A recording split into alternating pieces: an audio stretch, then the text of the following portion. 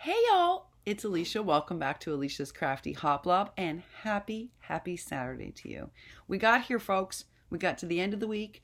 I did make a video yesterday to upload and did not upload it because after a not so long day of teaching, I just found myself spoonless, exhausted, and incapable of articulating myself properly. And after a night of rest, I am feeling much better. Much more energized, much more put together, much more capable of being my usual semi-articulate self. So thank you for giving me that day of recovery and also morning to reflect on a whole bunch of things. First of all, again, I want to thank everybody. I'm still in awe over that nomination and just want to say that, again, this is a shared thing for our community. This was a shared nomination because it couldn't have happened without us interacting the way that we do and all of the concern we have for our community and not being, we are part craft, part life, part working together to support and buoy one another and to welcome new crafters and artists to the community. And I hope we never deviate from that. It's been an interesting week of reflection, folks. And whenever I have one of those, I share them with you. So partially, I've been doing studies with my students all week. And one of the things we're looking at are Instagram influencers and studying it from, a sociological perspective and an artistic perspective. And there's this interesting phenomena that often happens. Instagram famous people become Instagram famous typically, unless they're like a Kardashian or a recognizable celebrity, because they are genuine, real people just like us who come and bring a unique perspective, be it fashion, be it makeup, be it crafting, be it art, be it commentary.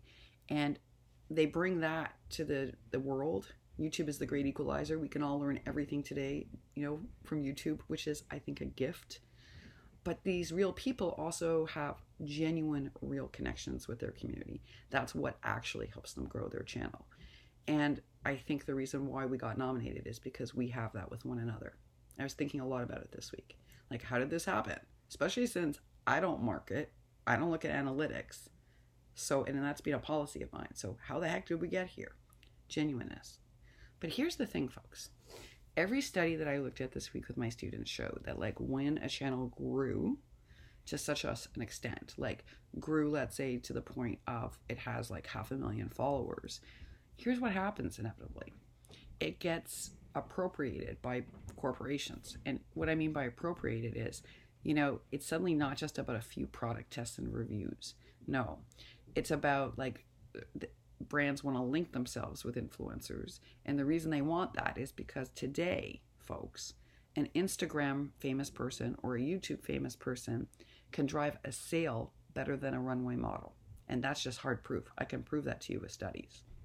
So if an Instagram famous person says, I really like this onesie, and wears it and shows you why, and does one of those little Instagram videos or does a YouTube video, you would not believe the correlation between that video and the amount of sales that happen.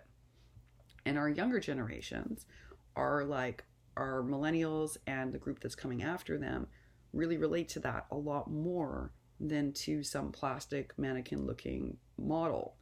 So that affects channels, whether it's YouTube or whether it's Instagram. Because what ends up happening is that very genuine people can be taken over by corporations just wanting to use them to sell things. So I had all sorts of thoughts this week. And I was like, wow. So I'm teaching this while simultaneously our channel is being nominated, which was a huge honor for all of us. And I know we all feel like, wow, we got recognized for making this a special place. And I think what's really important is that we keep it that way. That the joy of this channel is that we really do care about checking in on Pat Sweeney. That we really do value that Carrie Martin and Misty showed us how to use a mold that's been around forever to take a $2 flower base and actually make it into something special. We really do value Susan Tootsie Tucker's innovation, right? We really do. And we love that Tree Craft On. We love that she supports every new crafter. That's one of the biggest parts of her community service here on YouTube. She will welcome every new person. She supports their challenge. She'll send them what she can. She'll put together little packages for them. And she and Kathy, in the true spirit of like wanting to do less hauling, more making, just did a swap where they gifted each other things to make with. In other words, it wasn't like, let's go out and haul a bunch of stuff. They put together these very thoughtful, mindful kits, right? So every person who touches this community has been really mindful about it. And I guess that's what I'm saying is so amazing. And I think that's something that if you asked me as Alicia, the professor, to identify the brand of this channel, I think, when we were all doing the brainstorming for how to rename it, so many of you said like things that are related to the heart or mindfulness. And I think that those are still very true. This channel is about creating and being open and supportive, but it's also about building a community where people can skill share, can learn from one another, where we can champion people as they learn new tricks and tips, where we're honest when prototypes fail. When we try new things and then say, don't think I'll ever do that again. Like I can make those nice silk flowers now, but boy, they take a lot of work and I'm not sure I'll ever do it again. We tell each other these things. Soleil's recent video that she did for us, where Enchanted by Craft, right? Where she showed us that gorgeous jar of beads and she's like, yeah. So learn from this, love to look at them, but this is not going to be something I'm going to enjoy. It's not even going to be something I'm going to make well. And that's what keeps us genuine. And moving forward, I think that's the benchmark. That is who we are. That's what we like to be. That's why we watch each other and support each other and champion one another. And we get behind folks. And when they get really close to what they want or they identify, let's say like Marilyn wants to grow her channel, then we try to get behind that. And we try to do our best not only to support it by sending her pieces, but loads of people have been talking about that challenge to help elevate her channel, because that was one of her crafty aspirations. And it's one of Heather's too. And so we want to make sure that we support them in their effort to grow. I find myself in a really unique position. And I was saying this to my husband, where I'm like thinking like the name change came right as all this happened, and about what does that mean for who we are and what we stand for here at Alicia's Crafty Hoplop. And I named it Alicia's Crafty Hoplop because that's really what it is. It's about a once messy artist who really likes to make things and sometimes like rushes or used to rush and gets glue everywhere and can't get her nails done because she gets stuff all over them. So it's just not worth it until the projects are finished. And I have to do a lot of prototyping because being precise is not in my nature. So I have to work really hard at it. And I show you just as many failures as I show you successes.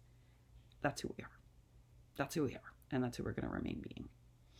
So on this Saturday, I am starting to lay down glue. I'm going to be back on later today, as promised, to show you how we're doing our glue adhesion test, because this has been long awaited.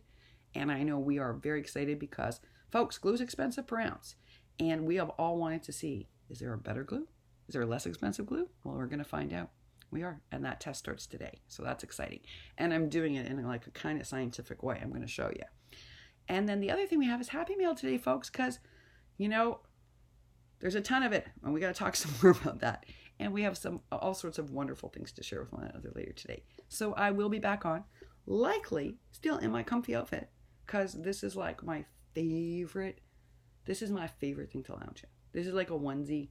It's all fleecy. It's like a sweatshirt that's like a whole body thing. I don't know why I didn't buy two. I love them. They were kind of pricey. That's actually probably why. I waited till it went on sale after the holidays 2 years ago. It is my favorite thing to wear. So you are probably going to see me in it later today. And I'm just looking forward to watching your videos, catching up on your comments this weekend, and spending some more time with you. All right, y'all, because you're the reason I smile a lot each and every day. And this community has been an incredible source of support. Not just during my mom being sick, not just the loss of my dog, which I can't even begin to thank you all for getting me through, but just for me as a creative person. Like many of you, it's nice to have people to come on and talk to obsessively about all the things that, bless you, honey, many people in our lives just aren't interested in hearing about. And so I'm very grateful for each and every one of you. All right, y'all. Happy Saturday. I hope whatever you're doing today, it's something creative.